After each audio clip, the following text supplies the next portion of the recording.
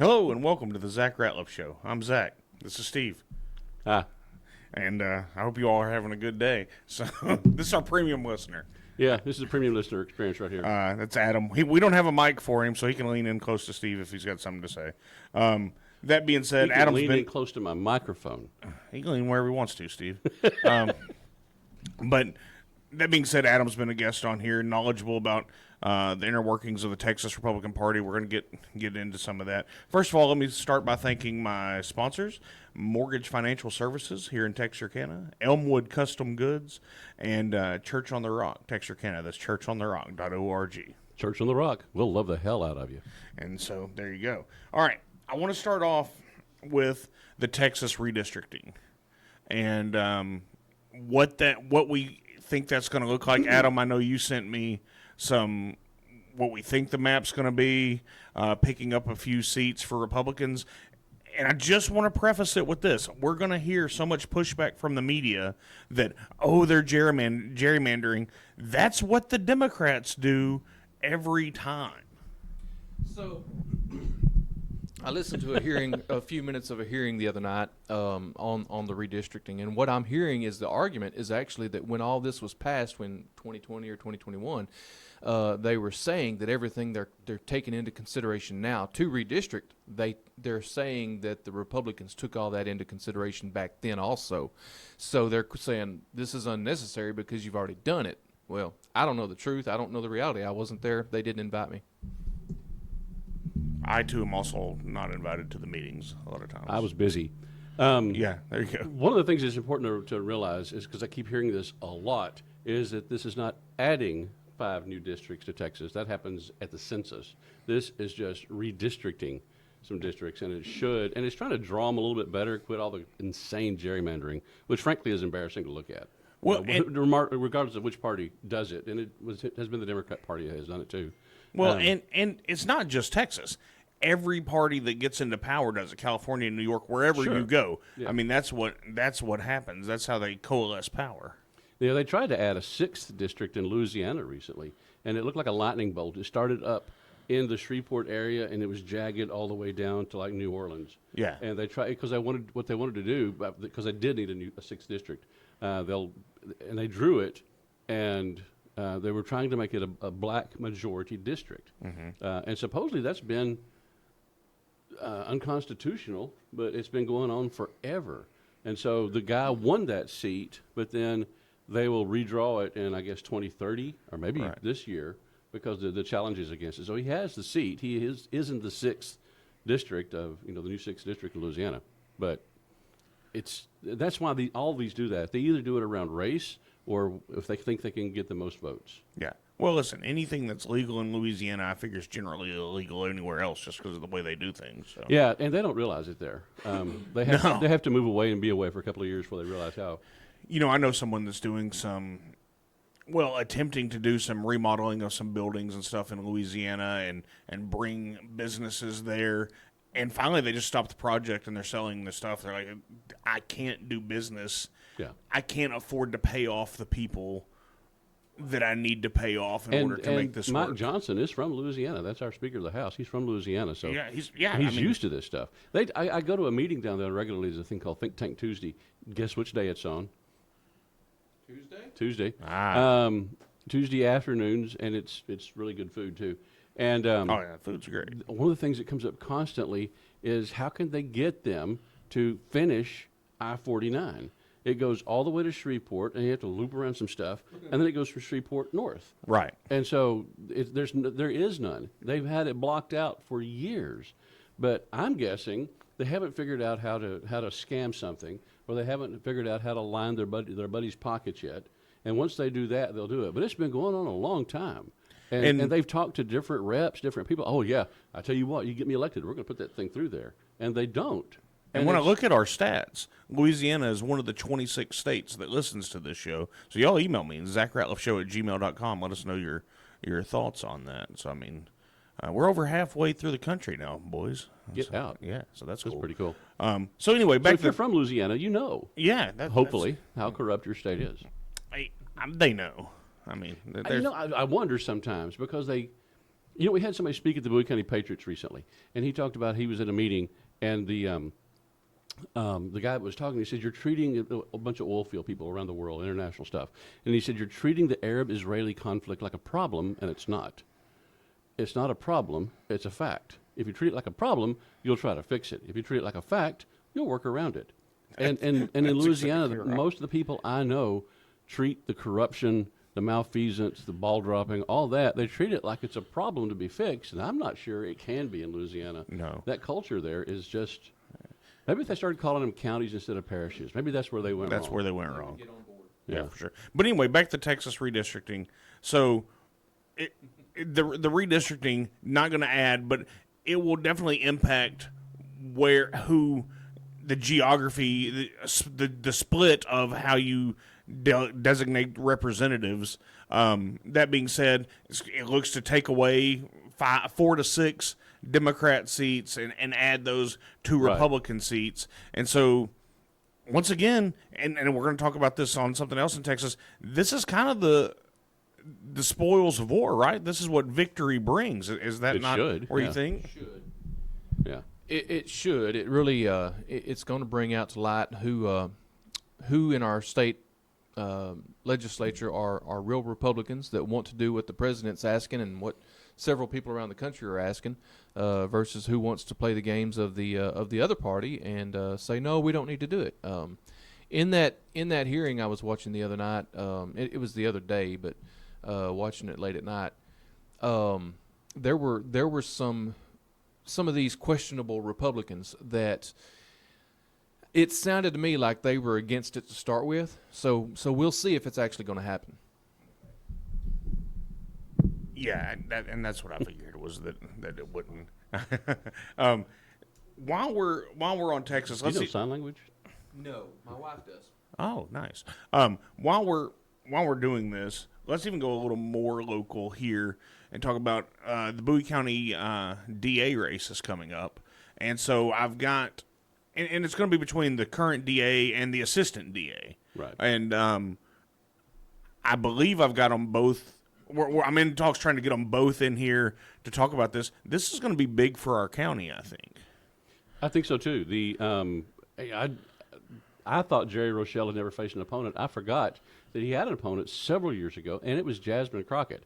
A lot of the people, if they haven't listened very much or whatever, they might not realize Jasmine Crockett had most of her legal career here in Texarkana to begin with. Yeah, and she did run for DA, and I had forgotten about that. Yeah, and I think she probably got maybe 20% of the vote, if I just had to guess, but I don't remember what it was. But by all accounts, she acted a lot more normal when she was here than you see in the likable. media clips, She right? was likable, yeah. I think they all probably are likable. They're politicians. Yeah, maybe so. But people that were in the Bowie County Patriots before me, and I started coming around 2011, I think. We've been around since 2009, part of the Tea Party outgrowth. Well, she came to meetings early on, and she didn't agree with most of the stuff that the Patriots stood for, but she still came to the meetings, and people liked her. Yeah. And I liked her. She was my attorney for a while. Yeah. And I thought she was very intelligent, very quick-witted.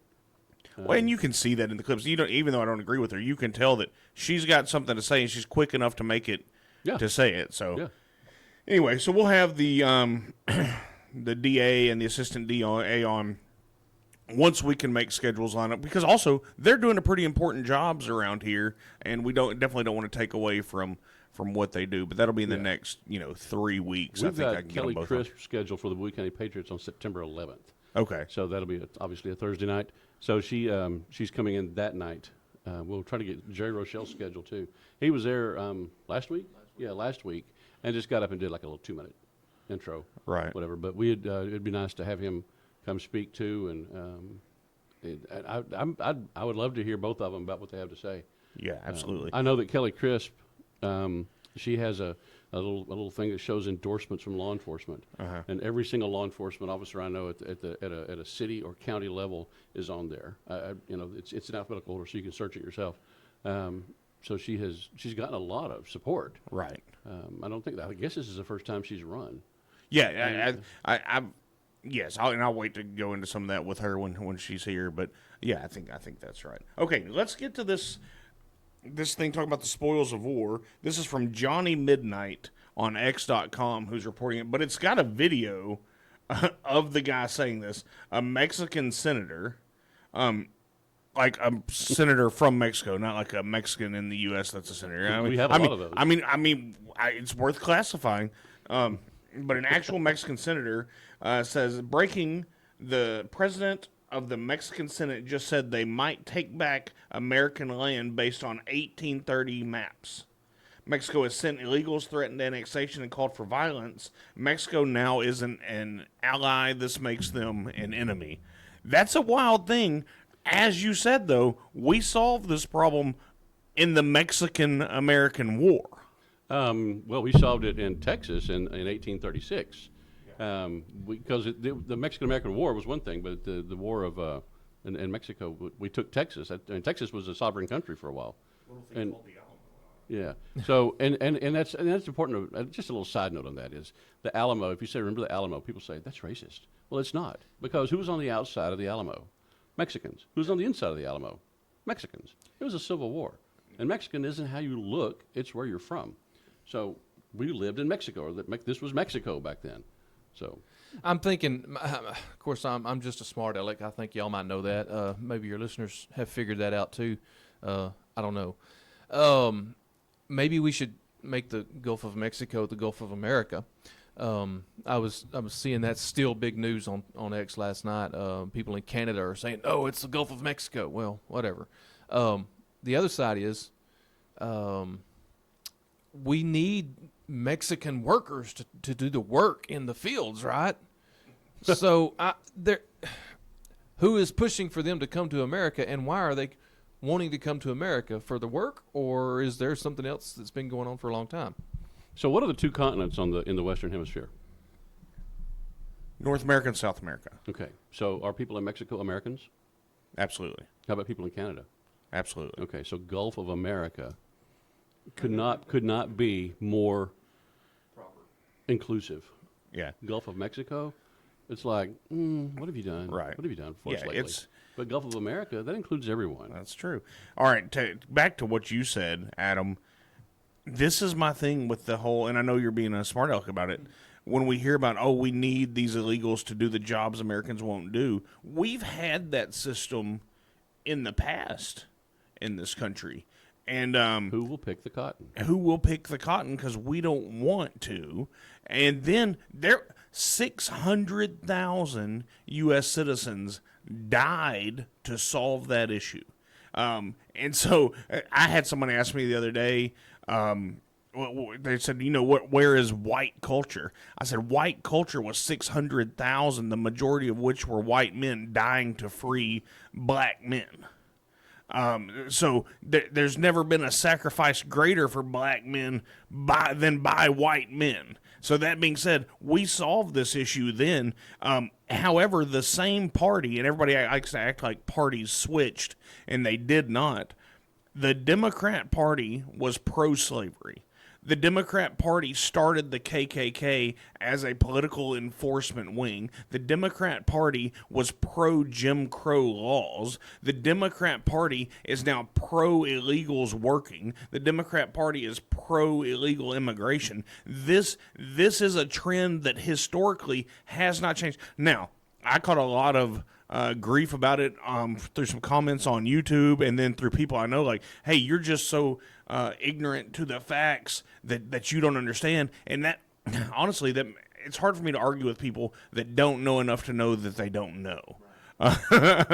No, that's not you. But anyway, it's all of us, actually. Yeah, it is all of us. But we are enslaving these people. Oh, we give them housing. Oh, we give them school. Oh, we give them food. And I think you might have been on here when I said this before. I visited the Magnolia Plantation in South Carolina. And at one time, pre-Civil War, it was the largest plantation in the country. Thousands of acres. Had a total of 88 slaves at one time. But it was thousands of acres. However, they had schools for the slaves. They had a slave kitchen, and they had housing. Yeah. that's no different than what the illegals get now. And I hate to get off on this, but this is modern day slavery. I've shared a meme a few days ago. 2 ways to make a slave. One is working without pay. 2 is paying without work. Yeah. And either way, you become a slave. But I kind of took you off on a tangent there. But the pay without work, that goes straight into our welfare system and everything that we have now. Yeah. And you know what? I posted a meme a few days before that of a place where, like inside, like 3 acres, there was probably 10,000 people living in high-rise apartments. And we know it's it's a sociological scientific experiment. Put a bunch of rats in an enclosure, and they get along just fine until you start closing the walls in. And it gets tighter and tighter, and they start eating each other. Right. And it seems to me like the people who take all these people that had lived in other neighborhoods and squish them all down into 10,000 people in 3 acres, the people that designed that hate the people who are going to live there. There's no way around it. You can't say, well, this is for the best of everybody. From everything we've ever learned about sociology and human behavior and all this kind of stuff, this will work well. And we're going to give them money not to work, but if they start working, we're not going to give them any money. So we're going to get a whole bunch of people dependent on a government check, and we're going to put 10,000 people inside 3 acres, and I think it'll be really well for those people. And on that side of it, it's on purpose. 100% on purpose. It was part of the New Deal. It was part of the making everything better in the 50s for America. It was all part. It was all a system. It was all set up to do that. Now, I say the Democrats are big on this because this is a Democrat plan. However, the Republicans haven't had the balls enough to stand up because they're afraid they're going to be called racist or hateful or whatever. And so they've been so lacking in courage to ever say this because they didn't want to look bad or they didn't want somebody to hurt somebody's feelings that they've allowed it. They have. Through not doing anything, through not saying anything. So I place as much, if not more, but look, in my mind, for my life, I was born in 1985. So for my life, the Democrats have been corrupt. You can go back and see that throughout history. And the Republicans have enabled it. And the Republicans have enabled it, which makes them possibly more corrupt by allowing the evil. Sure. And so, anyway, the only thing necessary for evil to flourish is for good men to do nothing. Yeah. So, our immigration policy in this country could not, it could be more messed up. We could just let them do what they want to do. But already, I have a friend who married a girl from the Dominican Republic, and it cost him thousands of dollars to get her here legally, and thousands more dollars to jump through all the hoops so that he could marry her, or that she could stay here. He married her there. Right. He went there and then he came back and he had to go visit, and it cost thousands and thousands of dollars. And if she had taken a boat to Mexico and walked across a bridge, they would have given her a cell phone, $5,000 in vouchers and cash, paid for their housing. Yeah, and I've heard this so many places that some friends tried to were adopting a little boy from Vietnam, and the Vietnamese government signed off on everything, but our government, because that's what they do, they said, no, you can't. You got to wait another 3 weeks. Can't do this, and so they couldn't stay in Vietnam. And the little boy was now an American citizen according to the Vietnamese. Mm-hmm. So what happened? It was weird because the little boy had to stay there. They couldn't bring him to the United States. Why can't they bring him to the United States and sort everything out? No, you can't do that. So we have deliberately made a horrendous immigration system, and that encourages illegal immigration. And so when honestly, I know this is a little bit off. Yeah, go ahead. Off of the tried and true conservative path, but the people who've been here 20, 30 years, and not criminals, except for the fact they walked across the border. Yeah. But they have worked hard. They've paid taxes. They've built a life. They've raised kids. They're good to their neighbors. If you're going to have any kind of amnesty or any kind of fast track, that's the people that should get it. That's right. Because our policy was set up to encourage the illegal side of it. Right. They should go back and wait in line. But if you wait in line, it might be 10 years. Right. And for those people, you could set up have you paid income taxes? No. All right, here's a penalty that you need to pay. There's a system there where you can say, okay, look, you reward them for being productive. Reward them for being good people. We have had in our country, we have had policies for decades that were not for the best interest of anyone. Right. And we've done, when the Republicans took over in 93, the Newt Gingrich revolution. Yeah. they didn't have a clue what to do, and there was a lot of Republicans who didn't like it. No, our job is to be the people that say they're stupid but still vote for everything they say. See, well, and that's what our country's been for a long time. The Republicans, and this is what my dad's always told me, and it turns out the Republicans are such losers they don't know how to be in the lead. Right. They don't know, once they've won, they don't know what to do. Yeah, it's been obvious since 1993. Yeah, and look at the Texas State House. Look, they're so scared of actually ruling conservatively or governing conservatively that they make Democrat co-chairs. I mean, it just is what it is. But back to the Mexico thing. So this guy says they want Mexico. The president of the Mexican Senate says he wants to take back all the land based on an 1830s map. Number one, saddle up, bring it. We'll see what happens. That goes nearly to Washington State. When you talk about taking back, repeat what you said first. That I was saying that goes back to the that land would go nearly to Washington State if you go by 1830s maps. So what you get, what I'm looking at is how much of their taking it back is going to include cartel activity.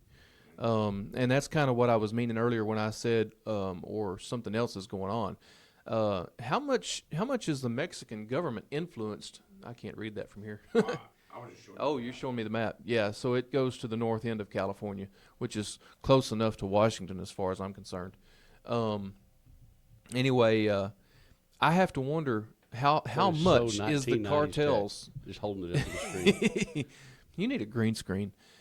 How hard are the cartels in the pockets of the Mexican president that he might be leaning on them to do this?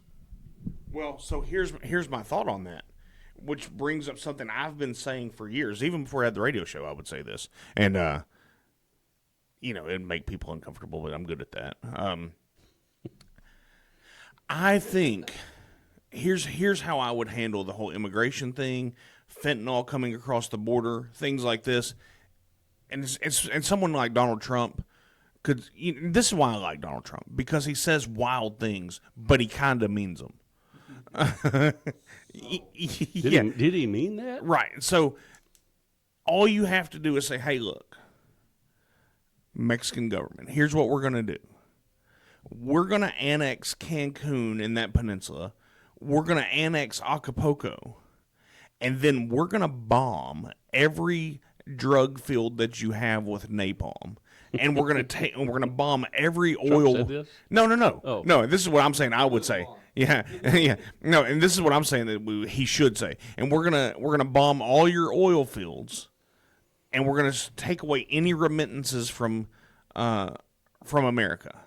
We will put you back into Western Union will go out of business. Yeah, absolutely, and which is a whole tax thing there. But absolutely, we will send you back to the 1500s by doing that. We don't even have to go to war with them. Take Cancun and that peninsula, take Acapulco, kill their oil and their drug business, and just let them starve. If he threatened that all this would go away, they'd shut down the border, they'd shut down the drug trade, there'd be nothing they could do. It's all... And we know this. The drug trade is because the American government wants to allow it. Yeah, they could shut it anytime they wanted to. So Mexico has an army, I think, but it's a branch of the cartels. Yeah. So if they wanted to retake Texas, what was it? The whole thing? It's all the way up to California, Texas, Oklahoma. New Mexico, Arizona, California.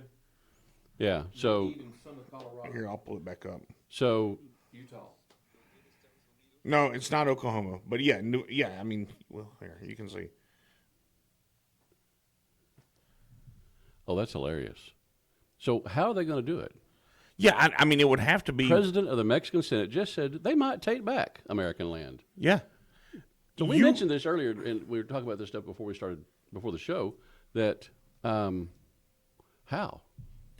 are they going to do it? Yeah, wars have consequences. Yeah, they do, and so I mean that's how. Several different wars was how we wound up with the states as we see them right now.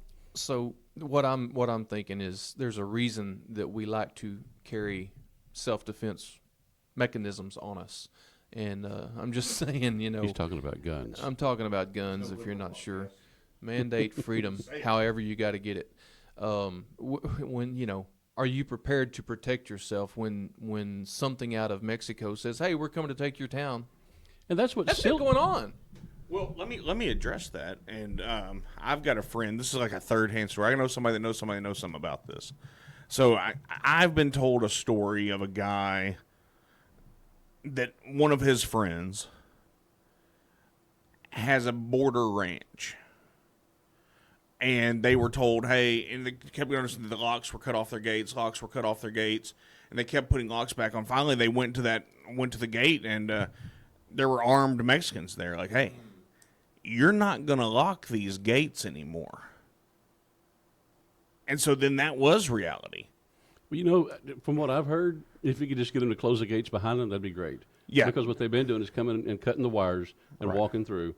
And if they could, here's what we'll do. We'll put a gate there, okay, since you're going to come through anyway and I can't shoot you. We're going to put a gate up. So just be nice people. Open the gate, come through, close the gate. That's the way my cows don't get out. And from a different person, not the same person, my understanding is that a lot of times if you talk to the ones leading it, they will do that. Like, hey, that's fine. We'll shut this gate. Also, we'll kill you if you say anything to anybody about this.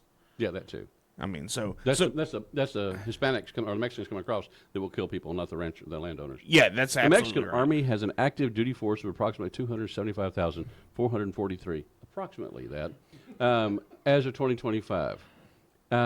It's the largest branch of the Mexican Armed Forces, which includes the Navy and Air Force, and so maybe there's 500,000 Mexicans in their military. Okay. How many Americans live along the border, and how many of them are armed? Right. And how many people, if they saw Mexico gathering at the border, would go support their brethren?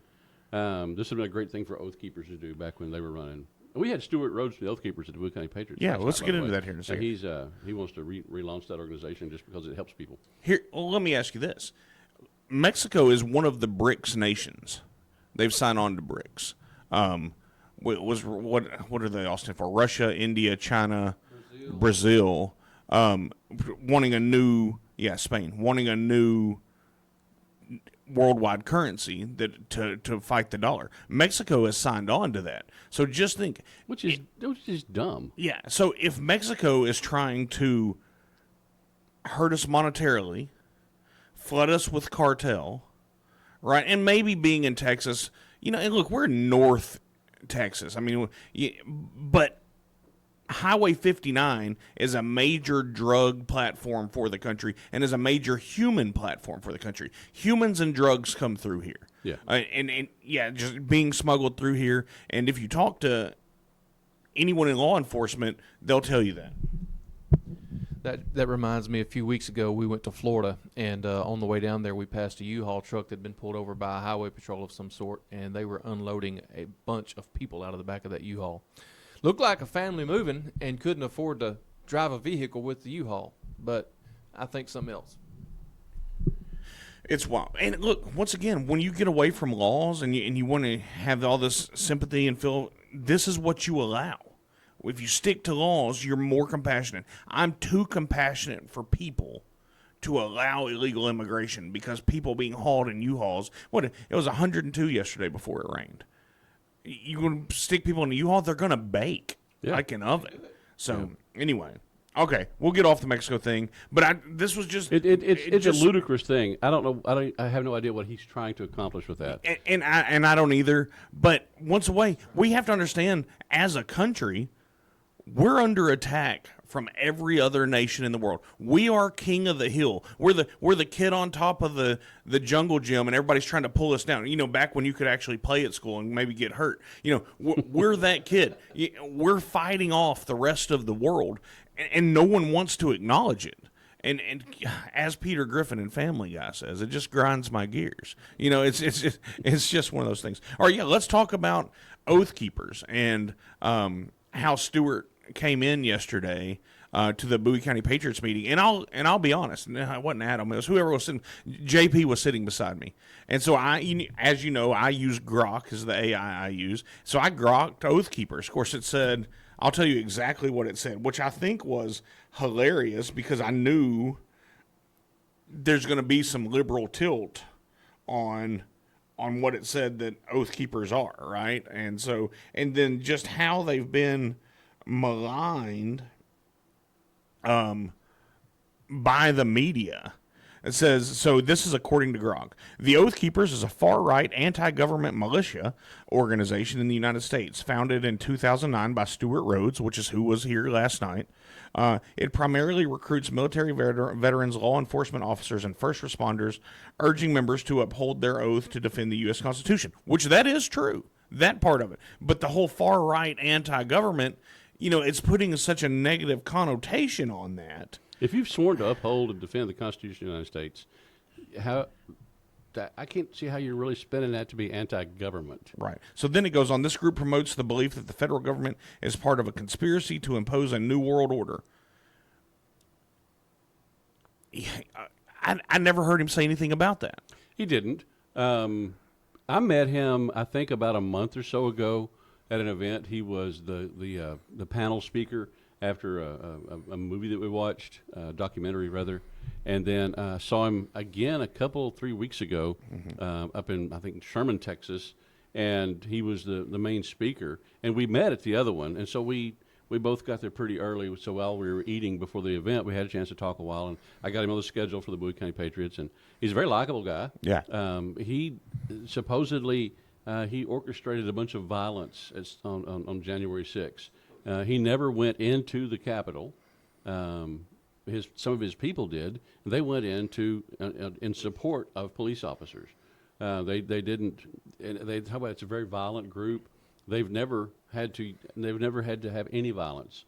They've never had anybody arrested for violence. They haven't, and they've never used violence. They show up, and I guess. Maybe up until January 6th ones with some of these charges that are fabricated. Yeah, well, some of those are fabricated. Like the lady, so there was a lady cop who was beating an unconscious woman with a nightstick, and everybody who tried to take the nightstick away from her got prosecuted for assault on a peace officer. So anyway, his organization has always been about let's the things we learned in the military and law enforcement and anybody that swears an oath. Let's put this into play. Protecting the peace. Yeah, and they show up to help after natural disasters. They've done that. I think 9 hurricanes they've been there to help with.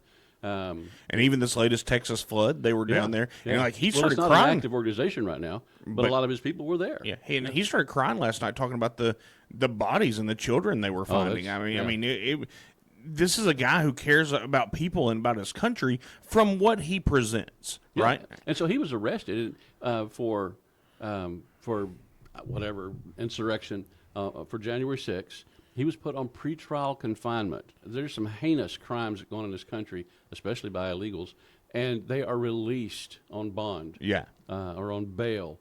But the J6ers, almost all of them were incarcerated, pretrial confinement. So they've spent, some of them, 2 or 3 years in prison. And he was in solitary. They put him in solitary for over a year. He seems to not be crazy. We've met someone recently who did serve in solitary that didn't seem like he's got some issues. It definitely tilted him. Yeah. Larry Brock was another one that came to our thing. He was in solitary for, I think, half a year. I think that's correct. I don't remember. Yeah, but maybe he was incarcerated for 1 week over a year. I think he spent half that in solitary. He didn't go nuts. And apparently Stewart didn't either. He talked about how his faith kept him sane through all that. Well, and let's talk about that's a crazy thing to do. We're arresting you and we're going to put you in jail. And there was people who weren't arrested, but if they testified on behalf, like law enforcement and federal officials, if they testified on behalf of a J6er, then they got prosecuted. Yeah, and that stuff is just heinous. But Oath Keepers itself has always seemed like a great organization. And the Oath Keepers, except for a couple of them that lied and testified on things, the Oath Keepers themselves did not get pardons. They got commuted sentences. So the Oath Keepers, I think there's like 14 of them left that were part of that. They did not get a pardon. They are still felons. Right. And they're hoping to get a pardon at some point. Well, and let's talk about it. So the Oath Keepers, I had heard of this organization through the media. And just I knew that they probably weren't what they were presented as, but through the media they're presented as just, in the media they talk about the Oath Keepers as if they were Antifa, and they talk about Antifa as if they were Boy Scouts. Yeah, that's exactly right. Well, but here's the deal, and I didn't know this about Stewart until he said it last night. He's a graduate of Yale Law School. This guy isn't an idiot, and I've never heard him say, I graduated from Yale Law School. He'll go, I graduated from Yale Law School. Yeah, I mean, yeah, he says like, I was there, but just to say, he at least has some understanding of the law, no matter what law school that he went through. I mean, so it was interesting to hear the story, and then I personally am friends with and know multiple people that were at January 6th. I know some of them that were carrying the flag down the mall, like that they kept showing on the news. Like now, and some of these people have never released any of the tape that they have on their phones or anything because they didn't want what was coming, and that's why I've never named them. But I know that they saw barriers being moved out of the way and almost like an invitation to come in. We've heard those stories multiple times by different people who were there and arrested. Right. And for these people, once they saw that, they turned around and left. They're like, "Oh no, we this is a setup. We are getting out of here." Yeah, it real quick discernment hit. So it was neat to talk to Stuart last night. It was neat to hear what he had to say. And look, power corrupts. Yeah. Our Constitution is set up as a constraint on the government, not a constraint on the people. It's been manipulated to be something that it's not. But it's our tool, and we're all three JBSers here, but you working for JBS, you know better than I do that we've lost control of it in some ways, but if we use the tools that the Constitution gives us, we can rein this in, and we can be in control again instead of being servants. I'm thinking to myself right now, I guess I kind of blanked you out there, but I'm thinking to myself right now, what is what I'm doing right now doing to encourage, to build up or destroy my personal liberty? The first step of personal liberty is doing no harm to others. And so, I'm thinking about those people that turned around and walked away when they saw the barriers being moved. They saw things happening. They said, things are about to go south. What is what you're doing right now? Are you looking for that kind of thing? One of the things, just to reiterate some of the things he talked about, they've always worked in support of law enforcement. And if you want to push somebody... Talk about oath keepers. Yeah. If you want to push somebody into being pretty unhappy with law enforcement, you attack their family. And there was about a group of people there, it was just families. And they realized that things were going south, and they put the men on the outside and the women and then the children. So they were protecting them, a couple layers of. Because that's what men do, is protect the women and children. That's what this not to derail you, but this country's lost that in the last few years. That the men weren't even protecting women and children, but that's what men do. That's what they were doing. Yeah. And so they had this area. I don't know how big across it was, but inside was a bunch of women and kids. And I'm sure the women were trying to keep the kids calm. Yep. And probably the men were too. And then law enforcement started lobbing tear gas grenades into that. During January 6th. Into the middle of that. And flashbangs. Yeah. And so if you're deliberately attacking women and children who pose no threat to you, it's a setup. Yeah. And that's the main thing. I think that's the main takeaway of everything that went on with J6 was that it was a setup. That there were people there. FBI says, we can't tell you which of our people in the crowd. It would compromise their safety. Yeah, but they'll door knock you and arrest you and drag you out, or have for the last 5 years. And the only people that got hurt, no law enforcement got hurt that day. It was the law enforcement killed a lady. Yeah, it was just average citizens that got hurt. And one thing that Stewart said last night that I think was, we all knew it, but that stuck out the most to me. He said, "We didn't take the Capitol." He goes, "We could have if we'd wanted to." It wouldn't have been a big a deal as it was. There were enough oath keepers there. They could have taken the Capitol, but to what end? Right, and that was his point. I mean, seriously, you could have gone in and gotten inside the Senate and the House. But what are you going to do? We've got this now. Yeah, to what end? Yeah, it's all these people that go, we were this close to having our government overthrown. No, we weren't. No, we were. I mean, it was feasible that some people could have barricaded themselves inside a few rooms, but that's it. That's not an insurrection. An insurrection is when you try to literally seize the reins of power. And it's really hard to do nowadays since everything is so decentralized. So those people that say that, they're probably ignorant, but some of them are doing it on purpose. They love the idea that we can say we were this close to insurrection. But the people that were going all over the country, burning businesses, setting cars on fire, beating people, raping people, killing people, that sounds to me more like an insurrection. Well, that's because you're terrorism. racist. Obviously, you're racist. Well, I guess I am. Antifa is a race. I think you can select that on the census form now. Perfect. That is kind of the definition of terrorism. Yeah. We're going to come over here, and we're going to set things on fire. We're going to destroy businesses. And we're going to terrorize you till you bend to our will. Yeah. And did they set any Home Depots on fire? Did they set any Walmarts on fire? Or did they go into the neighborhood with a lot of minority-owned businesses and destroy them? Yeah, that's what happened. Yeah. So which also sends a message to the minorities-owned businesses. Right. Toe the line. So let's let this segue into what would a government overthrow look like. Well, Kash Patel and Tulsi Gabbard have laid out now in the last week an actual coup committed by Hillary Clinton, by the Obama and Biden administrations.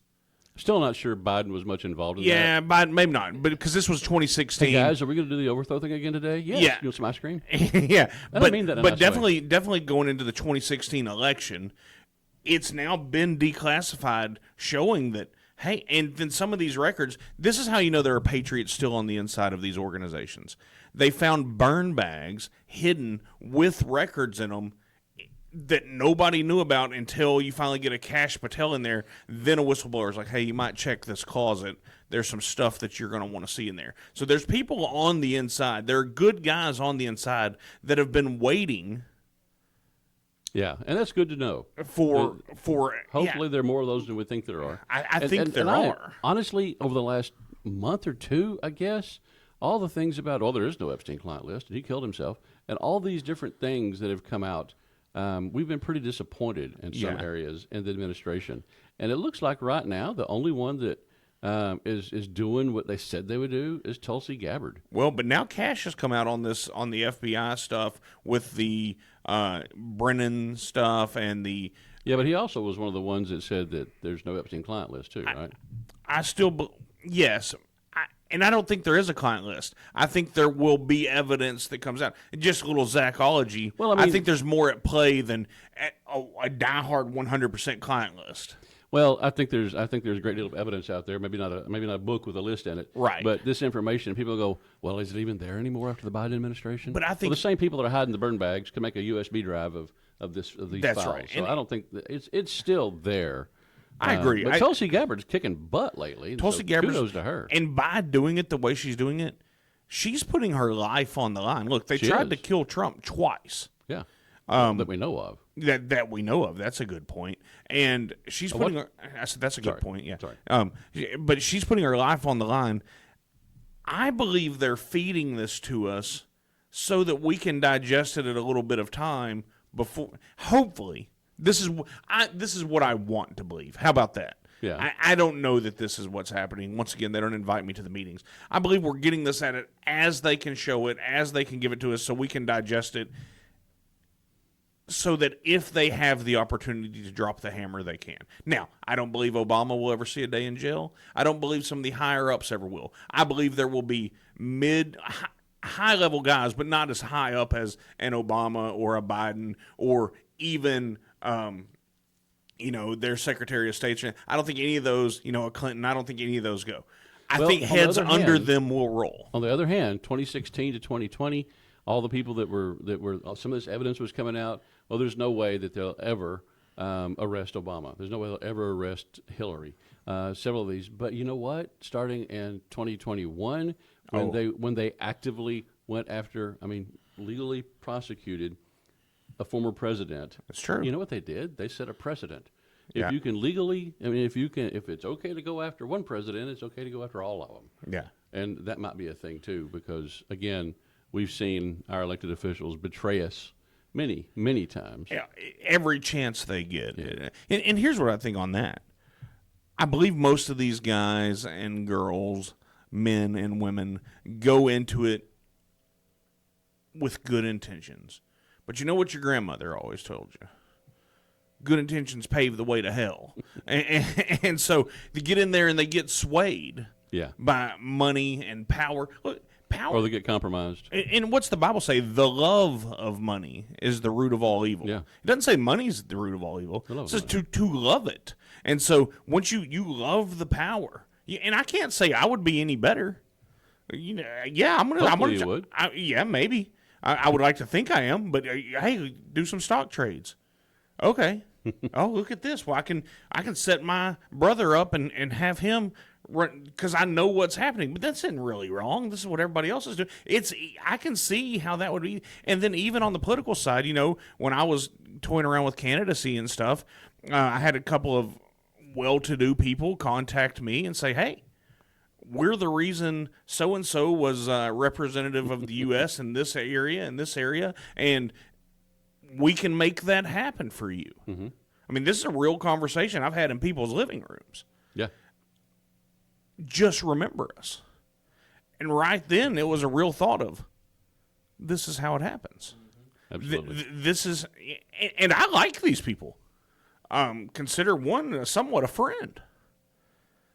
However, if you'll bow to that, how many times does that happen when you're a politician that at some point you get that call? And even I was talking to somebody who's got good with a couple of lobbyists down in Austin, and the lobbyists were saying, "Hey, look, these guys on the Texas legislature." They don't make any money. They're down there trying to support a family back home, have to pay for an apartment in Austin.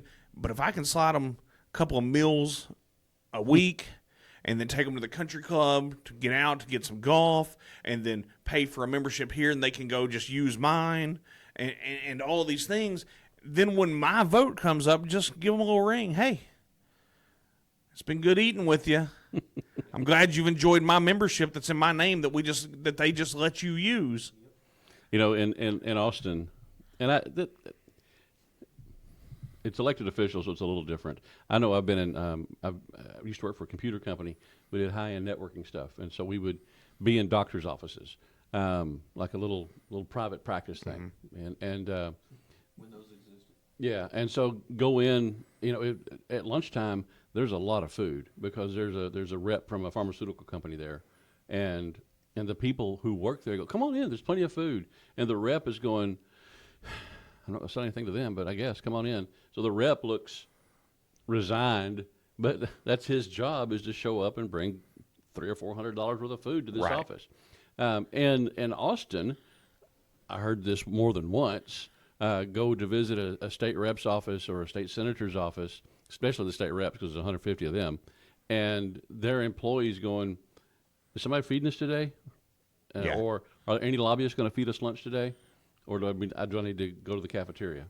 And that's just a thing. You know, at some point you're expecting lobbyists to do that. Right. And they know it, so they are. Yeah. And so how much does that affect that staffer? Now, I mean, lunch at the Capitol is, how many times have you been there? I'm thinking lunch at the Capitol Grill is like $10, $12, $15. Right. So and every for day. a nice lunch. Yeah.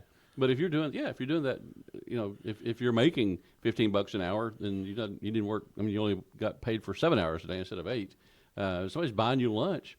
You know, that's $75 a week, and people are buying your lunch. It's money in your pocket. You like those people, right? Well, and on the opposite side, on the federal level, you know, there was a reason. I don't want to give too much away. There was a reason some people from around here went to Washington, D.C. here lately. Well, friends of a friend were taking their private plane up. Sure. To go. But one of the friends also worked for someone affiliated with, so they couldn't. They had to go, they had to buy their own. But it wouldn't have been, had it been a vacation or had it been anything else, they would have been able to go because this was their actual friend. Yeah. But there's so much scrutiny around it that they couldn't even ride with their friend because they couldn't have the look of impropriety. So there's that side of it too. Well, it's nice that people do try to follow that and make it Right. And make when I heard about this, of course, if I told you who these people were, you'd be like, oh, yeah, that's an outstanding person. That makes sense that they would do that because that's just the character that this person has to never put themselves in a position to where you would think anything other. And than that. it makes sense for elected officials to travel to like here in Bowie County to travel to Austin, to go lobby, to travel to D.C. to go lobby, especially with the base and all that. And I mean that's a big deal. And then it makes sense for local officials to go depot, to, not base. like if somebody holds a consortium or a convention or a discussion group, so we might have people from Bowie County that would go to South Dakota. Yeah, it's a reasonable thing if they're going there to do their job, or if this is part of their job, or it could influence their job. It makes complete sense. Yeah. I don't understand why they would go to a foreign country. I don't understand why any county official would go to a foreign country. There's never need. Well, okay. Well, that's kind of what I wanted to hit. Do you have anything you wanted to cover today? No, I think that's it. That was. I mean, well, I feel like we've been pretty. So, Adam, you got anything? All right, everybody. We're gonna call it. I hope you all have a good day. I hope God blesses each and every one of you today. Steve, will you pray us out of here? Yeah. Father, we thank you that it is your plan for us to be an influence on the world around us. You told us to be salt and light. So we pray, Heavenly Father, you show us how to use influence in a proper way, that you'd show us how to encourage our elected officials to do the right thing. And if they won't, you'd show us how to get new ones in there. But help us always to do this in love. Help us always to do this with the mindset that we are children of Almighty God. We thank you that you love us. And God bless Zach, and God bless all his listeners. Amen. Amen.